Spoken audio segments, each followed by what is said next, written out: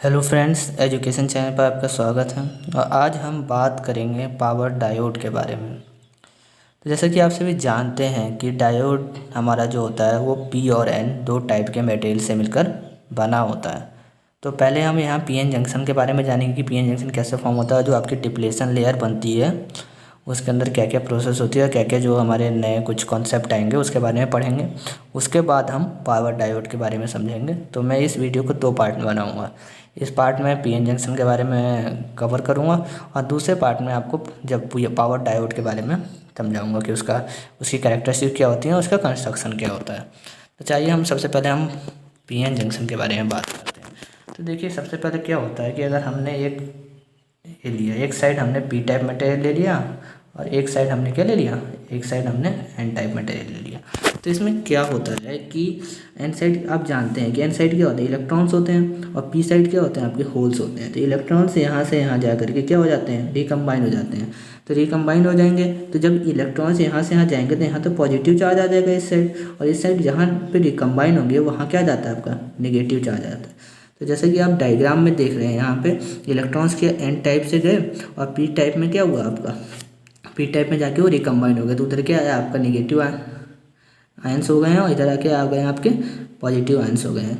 तो ये मेरी ये फॉर्म हो गई है, डिप्लेशन लेयर फॉर्म हो गई है। इसके अंदर कोई चार्ज नहीं है, यहाँ पे क्या है, आयंस बन गए हैं, यहाँ पॉजिटिव आयंस बन गए हैं, इधर क्या हो गया आपका नेगेटिव आयंस बन गए हैं। तो जो यहाँ पे आपकी इलेक्ट्रिक फील्ड आती है वो पॉजिटिव टू नेगेटिव होती है।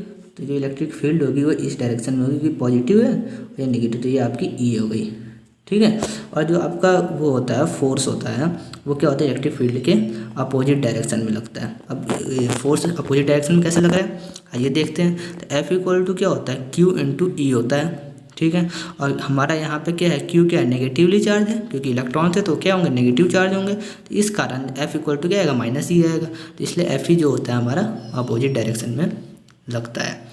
जैसे कि यहाँ देखिए पहला पॉइंट क्या लिखा हुआ है कि ई माइनस ई इलेक्ट्रॉन्स जो हो गए have natural tendency to move from N region to P region, कि इलेक्ट्रॉन्स की नेचुरल टेंडेंसी होती है कि वो एन से पी रीजन की ओर मूव करते हैं। और दूसरा पॉइंट हो गया कि electrical field applies a force in reverse direction, कि जो इलेक्ट्रिकल फोर्स फील्ड है वो जो फोर्स अप्लाई करती है वो रिवर्स डायरेक्शन में करती है, जैसे कि आप डायग्राम में देख भी रहे हैं और अभी मैंने बताया भी कि रिवर्स डायरेक्शन में कैसे आ रहा है। तो आइए जब बात करते हैं फिर से हम डायग्राम देखते हैं। डायग्राम में क्या है, हमारी अब डिप्लेशन लेयर फॉर्म हो गई है। डिप्लेशन लेयर आपकी ये दिख रही है, आपकी डिप्लेशन लेयर, इस साइड आपके पॉजिटिव आयंस है, इस साइड आपके नेगेटिव आयंस है, ठीक है। और यहाँ पे हम एक टर्म ले लेते हैं एक्स इक्वल टू हमने यहाँ जीरो ले लिया और यहाँ एक्सन ले लिया। ये क्या ली, यहाँ ये एक्स जो है ये हमने एक डिस्टेंस ली है, यहाँ पे तो जीरो डिस्टेंस है, यहाँ से यहाँ तक की डिस्टेंस क्या है, एक्सन है, और यहाँ से यहाँ तक की डिस्टेंस क्या है, एक्स पी है, माइनस एक्स पी है। माइनस एक्स पी क्यों है, क्योंकि ये निगेटिवली आयंस है इधर, ठीक है, और इधर ये पॉजिटिव आयंस है, इसलिए हमारा यहाँ पॉजिटिव एक्शन है, ठीक है। अब हम क्या करेंगे, ग्राफ ड्रॉ करेंगे चार्ज कंसंट्रेशन के और एक्स के बीच में, ठीक है। उससे पहले हम देख लेते हैं कि इस समय हुआ क्या डिप्लेशन लेयर में, कि पी टाइप मटेरियल जो था वो क्या था, अब नेगेटिव चार्ज आयंस हैं उसमें। पी टाइप मटेरियल में क्या है, इस समय जहाँ डिप्लेशन लेयर बनी हुई है आपकी वहाँ नेगेटिव चार्ज आयंस हैं। क्यों हो गए नेगेटिव चार्ज हैं, क्योंकि उनने एब्जॉर्ब किया इलेक्ट्रॉन्स को। और इस समय एन टाइप मटेरियल्स में क्या है कि एन टाइप मटेरियल से पॉजिटिव चार्ज आयंस है, क्योंकि उनने डिलीवर किया था इलेक्ट्रॉन को। तो यहाँ पे पॉजिटिव चार्ज आयंस है ये, और यहाँ पर नेगेटिव चार्ज आयंस है, ठीक है। तो आइए हम ग्राफ देखते हैं, ग्राफ बनाते हैं हम कि चार्ज कंसंट्रेशन और एक्स के बीच में कैसा ग्राफ आ रहा है। फिर हम इलेक्ट्रिक फील्ड भी देखेंगे और वोल्टेज का भी हम देखेंगे। और जो ये बात हो रही है ना, ये सिर्फ हो रही है हमारी डिप्लेशन लेयर तक की। अभी हम डिप्लेशन लेयर के बारे में बात कर रहे हैं। जो ये हम चार्ज कंसंट्रेशन का जो हम ग्राफ बना रहे हैं, ये जो चार्ज कंसंट्रेशन का ग्राफ बन रहा है ये डिप्लेशन लेयर के अंदर बात कर रहे हैं। यहाँ पे देखिए चार्ज कंसंट्रेशन, ये एन डी हो गया आपका, ये एन ए हो गया। एन डी क्या है, डोनर कंसंट्रेशन हो गई आपकी, और एन ए क्या है, एक्सेप्टर कंसंट्रेशन। ये एन साइड की है, एन साइड क्या है, डोनर, उसने दिया है, मतलब वो डोनर है, उसने किसी को दिया है। और ऐसे ये क्या है, इसने एक्सेप्ट किया है, पी साइड होल्स, इसलिए क्या है, ये एक्सेप्टर है। तो यहाँ पे हमारी ये कांस्टेंट ग्राफ है स्टेप में, और ये भी एक कांस्टेंट है, ये भी स्टेप में। ये पॉजिटिव इसलिए है क्योंकि वहाँ पॉजिटिव आयंस थे, नेगेटिव इसलिए क्योंकि वहाँ नेगेटिव आयंस थे। अब इससे हम ड्रॉ करते हैं इलेक्ट्रिक फील्ड का ग्राफ। तो इलेक्ट्रिक फील्ड में जैसे कि आपने पढ़ा होगा, गॉस लॉ पढ़ा होगा आपने, तो ये इलेक्ट्रिक फील्ड जो है आपका गॉस लॉ से ग्राफ बनता है। इसका गॉस लॉ क्या होता है, चार्ज एनक्लोज्ड बाय द ये ई dot D S, close integral जो ई डॉट डी एस होता है वो किसके होता है, क्यू अपॉन एप्सिलॉन नॉट के।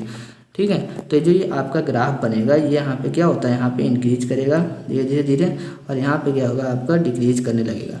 ये नेगेटिव ही क्यों बनाया है, क्योंकि हम इस समय ये पी से एन की ओर इलेक्ट्रिक फील्ड की बात कर रहे हैं। यहाँ पी है ये और ये एन साइड है, तो हम क्या पी से एन की ओर बात कर रहे हैं, इसलिए नेगेटिव बनाया। जबकि ऊपर मैं आपको डायग्राम में दिखा दूँ, ऊपर जो हमारा इलेक्ट्रिक फील्ड था वो कहाँ से था, यहाँ देखिए, यहाँ पे कहाँ से था, एन से पी की ओर था। ये एन से पी की ओर था, तो यहाँ पे तो वैसे पॉजिटिव होता, पर वहाँ हमने पी से एन की ओर बनाया है जो इलेक्ट्रिक फील्ड का ये जो ग्राफ बनाया है, इसलिए वो क्या है हमारा नेगेटिव है।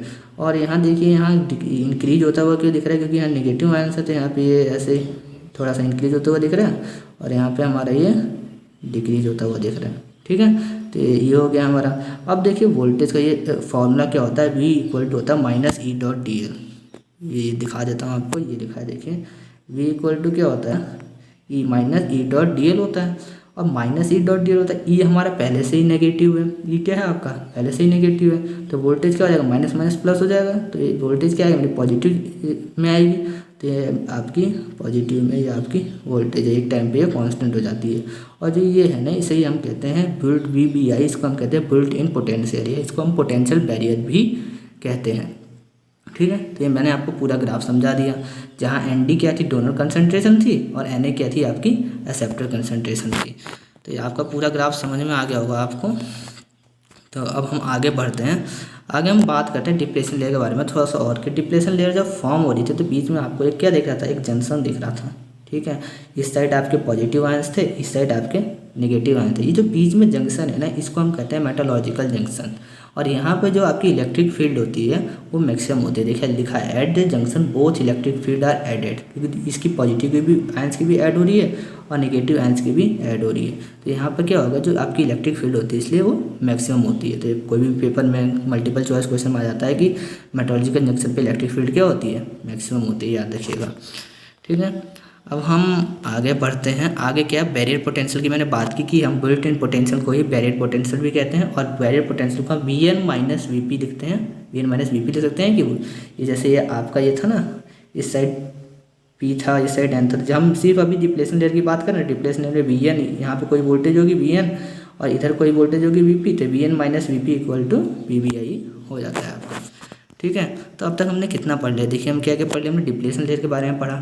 ठीक है, जो चार्ज डेंसिटी थी वो हमने किसमें बनाई, कांस्टेंट और स्टेप्ड में बना दी। चार्ज डेंसिटी कांस्टेंट बनाई थी ना ऊपर, ये देख लीजिए आप, ये आपकी चार्ज डेंसिटी बनाई थी।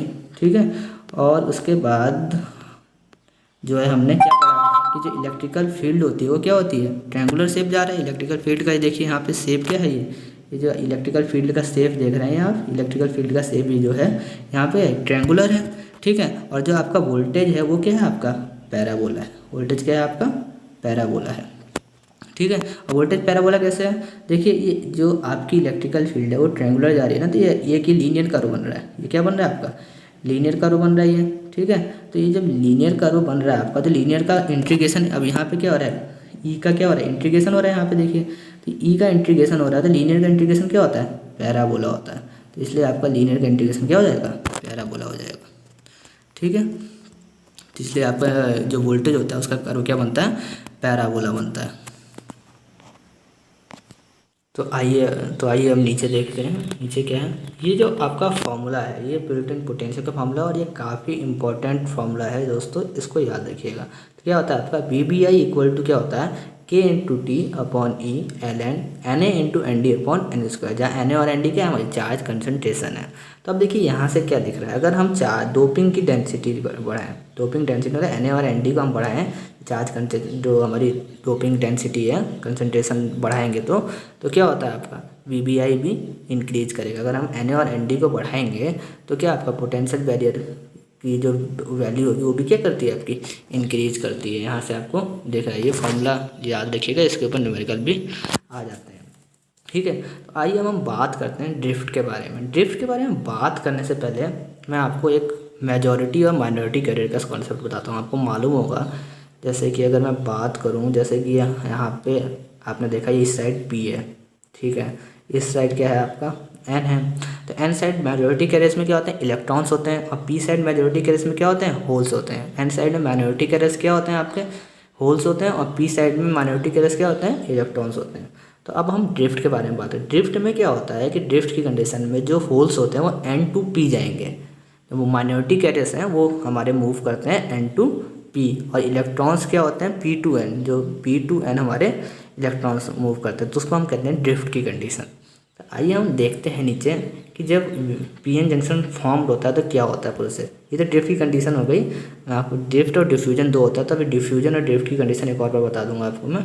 देखिए जब पी एन जंक्शन फॉर्म्ड होता है तो क्या होता है, इलेक्ट्रॉन्स क्या होता है आपका, electrons move from N type to P type. Electrons क्या करते हैं, एन से पी टाइप मूव करेंगे, ठीक है।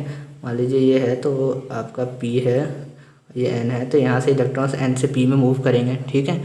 फिर क्या करते हैं, electrons recombine with a hole on a P type. Electrons क्या होते हैं, पी में जाके रिकम्बाइन हो जाते हैं, तो इससे क्या होती है आपकी depletion layer is form, depletion layer आपकी फॉर्म हो जाती है। ये क्या, ये किसके कारण हो रहा है, मेजॉरिटी कैरियर्स के कारण हो रहा है। मेजॉरिटी कैरियर्स मतलब इलेक्ट्रॉन्स यहाँ से फ्लो किए और यहाँ जाके होल्स में रिकम्बाइन हो गए, तो यहाँ मेजॉरिटी कैरियर से कारण हुआ, तो इसलिए इस प्रोसेस को हम कहते हैं डिफ्यूजन। तो डिफ्यूजन प्रोसेस किसके कारण होती है, मेजॉरिटी कैरियर्स के कारण होती है। और अगर अब मैं बात करता हूँ ड्रिफ्ट के बारे में कि electric field exist in depletion layer, जो इलेक्ट्रिक फील्ड डिप्लेशन लेयर में एग्जिस्ट करती है वो किसके कारण करती है, इलेक्ट्रॉन्स क्या करते हैं पी टू एन मूव करते हैं और holes N to P move करते हैं, ठीक है। तो उसको हम कहते हैं ड्रिफ्ट की कंडीशन। ये किसके कारण होती है, माइनॉरिटी कैरियर्स के कारण होती है। जब हमारा जो डायोड होता है ना रिवर्स बायस कंडीशन में चला जाता है तो रिवर्स करंट जो फ्लो होती है वो इसी कंडीशन के कारण फ्लो होती है, माइनॉरिटी कैरियर्स के कारण फ्लो होती है, वो हम आगे समझेंगे। तो जो हमारा क्या हो गया, होल्स क्या हो गया, होल्स जो है यहाँ पे मेजॉरिटी कैरियर्स होते हैं। जब पी रीजन में क्या होता है, होल्स देखिए जैसा मैंने ऊपर बताया था आपको डायग्राम बना करके कि होल्स क्या होते हैं आपके मेजॉरिटी कैरियर्स होते हैं, इलेक्ट्रॉन्स क्या होते हैं माइनॉरिटी कैरियर्स होते हैं, किसमें, पी रीजन में, ठीक है। और पी रीजन की बता दिया मैंने, होल्स क्या होता है मेजॉरिटी कैरियर्स होते हैं, इलेक्ट्रॉन्स क्या होता है माइनॉरिटी कैरियर्स। ऐसी एन रीजन का होगा, एन रीजन में क्या होगा, इलेक्ट्रॉन्स आपके मेजॉरिटी कैरियर्स होंगे, होल्स आपके माइनॉरिटी कैरियर्स होंगे। तो डिफ्यूजन किसके कारण होता है, डिफ्यूजन जो प्रोसेस होती है वो होती है मेजॉरिटी कैरियर्स के कारण, और ड्रिफ्ट जो प्रोसेस होती है वो होती है माइनॉरिटी कैरियर्स के कारण, ठीक है। ये भी बहुत सारे पेपरों में आ जाता है कि डिफ्यूजन जो प्रोसेस होती है किन कैरियर्स के कारण होती है, या जो ड्रिफ्ट जो प्रोसेस होती है वो किन कारण कैरियर्स के कारण होती है। अब देखिए अभी तक मैं पी एन जंक्शन के बारे में बात कर रहा था। अब मैं क्या करता हूँ, जो हमारा पी टाइप मटेरियल है, इस साइड मान लीजिए ये हमारा पी था, ये हमारा एन था। अब मैं इसको एक एक्सटर्नल बैटरी से कनेक्ट कर दूंगा। If external supply is connected, तो बैटरी का क्या कर रहा हूँ, पॉजिटिव टर्मिनल पी से कनेक्ट किया है और नेगेटिव टर्मिनल एन से कनेक्ट किया है। तो ये कौन सी कंडीशन होती है, फॉरवर्ड बायस की कंडीशन होती है कि पॉजिटिव टर्मिनल को हम पी से कनेक्ट कर दें और नेगेटिव टर्मिनल को हम एन से कनेक्ट करते हैं। तो देखिए पहले पी एन जंक्शन का जो हमारा वो था इलेक्ट्रिक फील्ड था, तो इंटरनल इलेक्ट्रिक फील्ड कहेंगे तो वो किस साइड था, इस साइड था। पर जो बैटरी के कारण हमारा इलेक्ट्रिक फील्ड होगा, जो एक्सटर्नल इलेक्ट्रिक फील्ड होगा वो हमारा इस साइड होगा। और जब मेरा external electric field internal electric field से ज़्यादा हो जाता है तो हमारा क्या होता है, net electric field is form. तो क्या होता है, हमारा फॉरवर्ड बायस की कंडीशन आ जाती है। तो forward bias allows the flow of majority carrier, ठीक है।